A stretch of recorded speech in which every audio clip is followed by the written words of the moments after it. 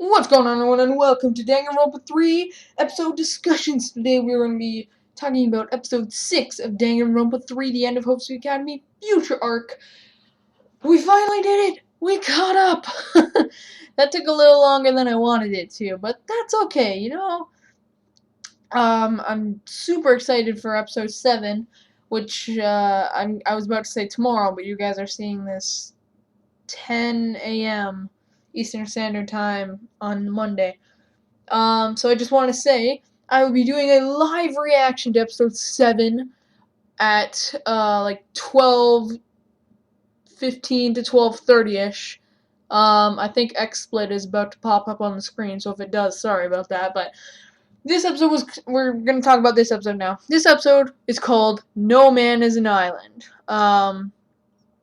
This brought in tons of characters from all 3 games. Like, it was insane.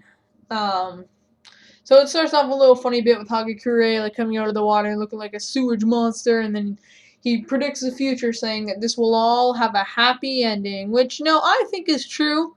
Well, maybe not happy, but it'll definitely have a non-death ending. So,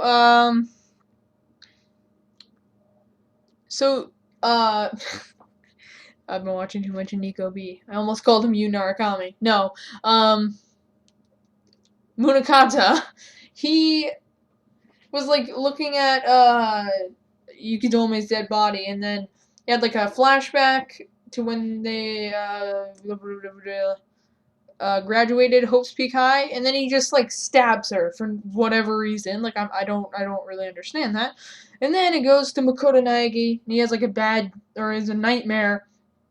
He sees Kirigiri dead, and then Kirigiri being dead, and Munakata are telling him, like, you have to fight in order to beat despair. And then, and then he actually wakes up, and everyone in the room is okay. Then Kirigiri, Ryota, and Kizakura wake up, and they're all okay as well. And,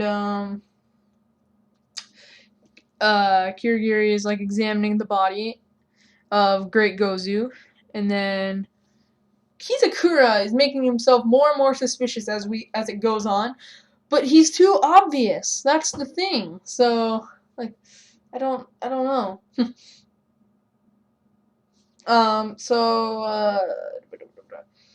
Kizakura basically is like teasing Kirigiri, I guess, and he's like, "Oh, can you find the killer yet? Oh, no, I guess you need more bodies, huh?"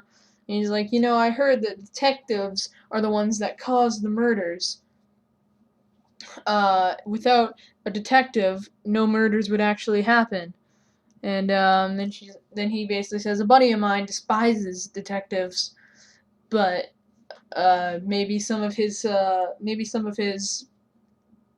like dislikeness rubbed off on me. Sorry, I'm kind of tired. It's late at night.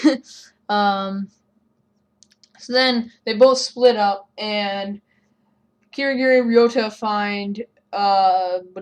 Also, do you notice in the opening it said 10 people dead when it should have been only 11, or 10 people surviving when it should have been 11 people surviving? That's because it turns out that Izayoi, is dead, and it looks like he has a little bit of blood coming out of his eye, just like the big guy did. So I actually have a theory on that. I'm with the whole boat that says he wasn't allowed, or his forbidden action was eating like sweets. So I think the whole theory that what's her face, the girl, she force fed him the sweets, and then he died because of his forbidden action. So then they find that, and then Kizakura is like, oh, there's another murder, and they find Kimura also dead. So that sucks. There's 2 people dead now. And then you see, like, the girl, Ruruka, that's her name.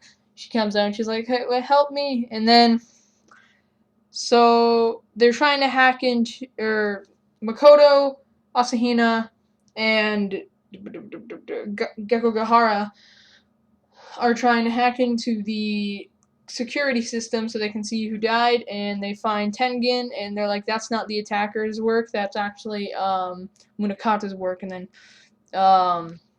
Naegi gets all down. He's like, oh man, I thought that talking to everyone would help, but apparently that did nothing. Has everything I've done been useless? And then you see Monica, and she's like, I can't believe he's this down. Fine, I'll cheer him up. And then basically she says, no, like, you gave me hope, so I'll give you hope. Not everything you did was, or everything will be fine in the end, or whatever.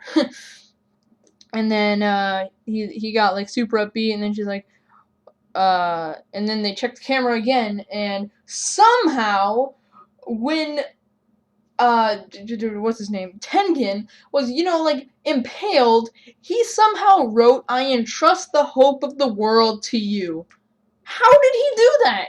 He got impaled twice, and he had no chance to do that. Like, was he just like, hold on, Munukata, I have to write this real quick.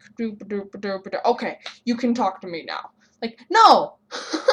Like, this just doesn't make sense. I'm just saying. So then, Nagi's like, oh, come to think of it, I didn't beat Junko alone. I had everyone's help, so therefore you guys should help me too. And then she's like, oh man, can't believe this guy took down my big sis. And that's a spoiler for Ultra Despair Girls, I guess, because I haven't played that. Probably should have. I guess I'll try and binge watch it, binge watch Nico B's Let's Play in like a week. I don't know if it's going to be possible, but it's only 19-hour parts. That's, I can do that in a day if I consecutively watched all of them, but unfortunately, I don't have that type of time. Just, like, keep on watching them. Anyways, so after that, Asahina mentions, like, we need to try and find the attacker and take him down, but these stupid rules makes me hate the game. And then he's like, wait a minute. Game? There's no rule saying that we can't just leave, so let's just leave. And she's like, but all the exits are sealed off. Then let's just make our own exit. Let's find something that will break, like the wall or whatever, so that we can leave. There is no rule saying that we cannot leave this place. And then she's like, yeah, that's genius. And then, like, wait a minute, we could use something in here, or we could contact someone from the outside. Let's hack the communication things, and then we can contact someone from Future Foundation. And it's funny because Asahina, the person who said that was Gekko Gohara, which is Monica, who used to be a warrior of hope, which was actually a warrior of despair. And so then Asahina's like, you're a warrior of hope, Gekko Gohara. And she's like, oh man, I thought you figured me out there. And then, so basically what happens after that is Ruruka wants to stay with the group. Ryota, Boopy Boop, Kizukura, and Kirigiri, so they agree. And then they get into the system and they talk to Togami, and they basically explain their situation, and they're like, wait, how'd you not know that? Monokuma said it'd be broadcast the entire world. And he's like, there's been no such broadcast, and they're all confused. So then, they're like, oh, okay. And he's like, by the way, I sent a spy to go check on all the branches, and apparently there are, like, tons of ships coming towards that island, and none of the other branches knew about it.